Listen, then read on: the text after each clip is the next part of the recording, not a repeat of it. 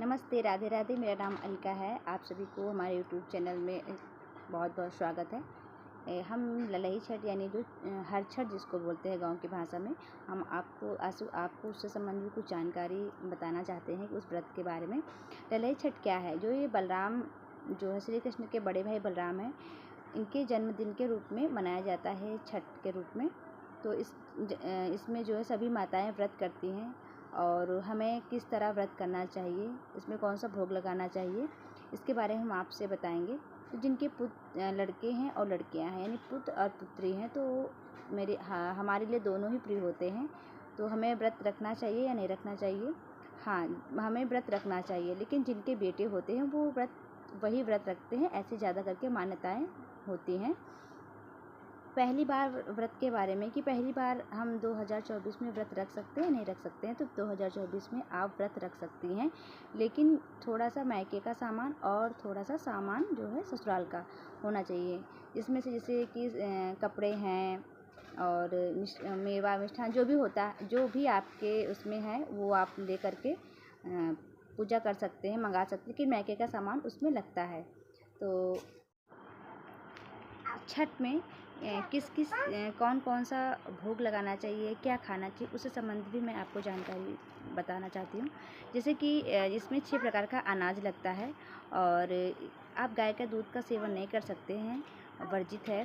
इसमें आप भैंस के दूध का घी है, दूध है और दही है, इसका सेवन कर सकते हैं। कहीं कहीं पे जो केरमुआ का साग होता है उसको भी आप बना के खा सकते हैं इसमें से, लेकिन उसमें सिर्फ नमक पड़ता है और ये मिर्च वगैरह कुछ नहीं पड़ती है। तो बहुत सारे लोग, और फसही का चावल है उसको भी आप जो है बना के खा सकते हैं, लेकिन सिर्फ एक ही बार वो खाया जाता है, पूरे दिन में एक बार। लेकिन आप जब पूजा कर लेंगे, पूजा करने के बाद ही आप उसको खाएंगे एक बार बना करके। इसमें जो है 6 प्रकार का अनाज मैंने बताया है कि 6 प्रकार का अनाज चढ़ता है, जिसमें से चना, मटर, गेहूँ, ऐसे करके आप 6 प्रकार का अनाज जो है आंगन में लटजीरे का पेड़ और कुश का पेड़ जो है वो सागर बनाकर उसके बगल में ही उसको रखा जाता है और आंगन में सागर बनाते हैं। सागर बनाने के बाद जो सागर की पूजा की जाती है और जिसमें से उसी के बगल में फिर पसंदर दिया जाता है, फिर तभी पूजा संपन्न होती है। और उसके बाद एक छोटी सी कहानी वो हम आपको बताना चाहते हैं। इसी से एक ग्वालन थी जो ये दूध बेचती थी। तो इसमें कहते हैं कि भैंस का दूध ही खाया पिया जाता है और गाय का नहीं पिया जाता है। तो वो प्रेग्नेंट थी और उसको डिलीवरी होने वाली थी। तब तक वो जाती है, सोचती है कि मैं अपना दूध बेच लूँ, तभी वो जाती है और उसको बीच में ही दर्द होने लगता है और वो अपने बच्चे को जन्म देती है, लेकिन वो झाड़ी में छिपा देती है बच्चे को। और उसके बाद वो सबसे पहले जा करके अपना जो है ये दूध बेचने लगती है, लेकिन वो गाय का दूध था जिससे उसका दूध नहीं बिकता, पर वो झूठ बोलती है कि ये भैंस का दूध है। तो सभी जो महिलाएं थी, जो व्रत थी, उन्होंने दूध ले लिया और उसका सेवन कर लिया और वो वापस आके देखती है कि उसका जो बच्चा है वो अब नहीं रह गया, वो मर जाता है।